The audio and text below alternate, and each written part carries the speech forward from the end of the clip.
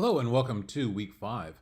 So last week, I'm just showing my example here. You took one of your records and marked it up with this using the column headers as the quote-unquote tags. Then you translated that into this new language that many of you had just encountered called HTML, where you basically tried to give this some structure. And as you can see from my example here, I've never really looked at this, but if you did look at it, it will not win any design awards, but what I'm saying is it's actually information. It's readable by a human and, more importantly, readable by a computer.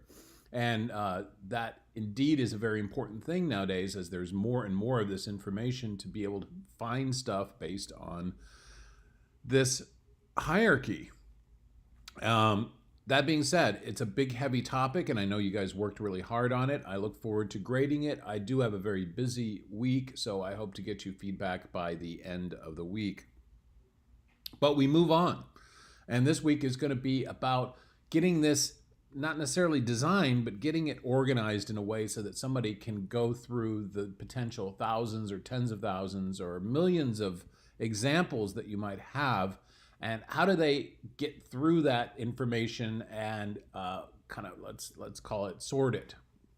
If you aren't reading, starting with the readings, please start with the readings. So the readings are there to help give you all the, hopefully most or all the background that you need, along with the textbook is helpful as well, or the readings in the textbook can be helpful. Also, if you haven't been doing it, whenever there's a project due, certainly the outline and the rubric for that tries to help as much as it can to set expectations for what's needed. So I know we spent a lot of time in Mural, which I think is a great, very active, very chaotic platform, but also one that can contain all sorts of different things. But if you want more structure, make sure to read and to understand everything here in Canvas first. So once you've done the reading, this is what I'm looking for this week. It's another week where this is a little bit of a thinking week. The goal here is, in a way, when we start to design, we're going to want a way for our users to be able to see the big picture. You might have and will have tens of thousands of examples of records. What we're looking for is you to start thinking about what are ways that we can put these into some categories, some groups, or, as it's called here, a taxonomy that helps someone navigate a large amount of information. And I've got a few examples. Some are fun.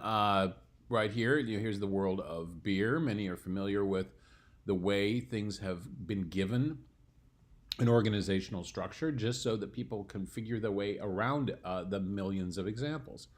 I know Bradley's doing typography, so I found this example is kind of cool about how people have organized and named different kinds of fonts and typography.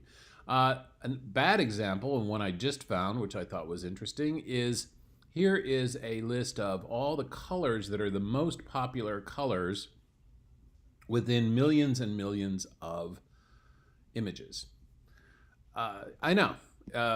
I can't see of exactly how this is interesting, but it's one of the teasers about there is a lot of information that people don't know how to organize. So just to say, there's often lots of unknowns in how to understand that, and this week is going to have you think about that when it pertains to your own data. Many of you will be lucky enough that there's already existing taxonomies. That's great. Many of you may not, so help each other. We want to talk and let you know about Linnaeus. And I've got some examples also from the world of science here, which is how organization might have changed over the years, or the way things are presented have changed. We will not be able to get too deep into this technique of organization called card sorting, but I did want you to know that it does exist. It has a lot of things around it, and card sorting is really just, in a sense, asking other people how they would organize things. But it's very much worth looking at some of the science behind this. Once again, we're taking a very big subject and we're kind of distilling it quickly to 1 week's thought and work. That may or may not be fair to such heavy subjects, but hopefully by exposing you to it, you all might find a particular affinity to that particular part. So I don't want to not talk about it, because practically it's difficult to do a lot of these things, just like last week with HTML. So forgive me for that, but hopefully this does give you a taste. Once again, talking a little bit about how I've taken that structure, or I would have taken the structure from my HTML, and I'm starting to think a little bit more about how does that actually describe a smell or a perfume, and here's an interesting example of that. So here's a few examples, and then the rest are questions for you that I'd like you to think about. What are the, one more.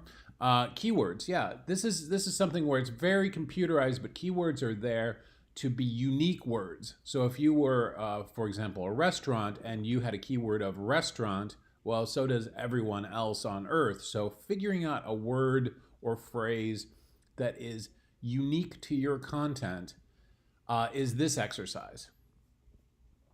And then that question of existing taxonomies. Do you have one? Can you give me some examples so that I know that you've looked and researched and found them? If you do not have them, can you make up something? That's a point to share here and get feedback. And then finally, there will be the need to represent this later in the class of these words that you're going to use to be able to sort or filter. So this is another exercise, just prepping you for some work we're going to do later. But because it's very thoughtful work, I want it to have its own week. Hope that makes sense. So there's a lot to do. As always, I will get you your feedback, and thank you once again.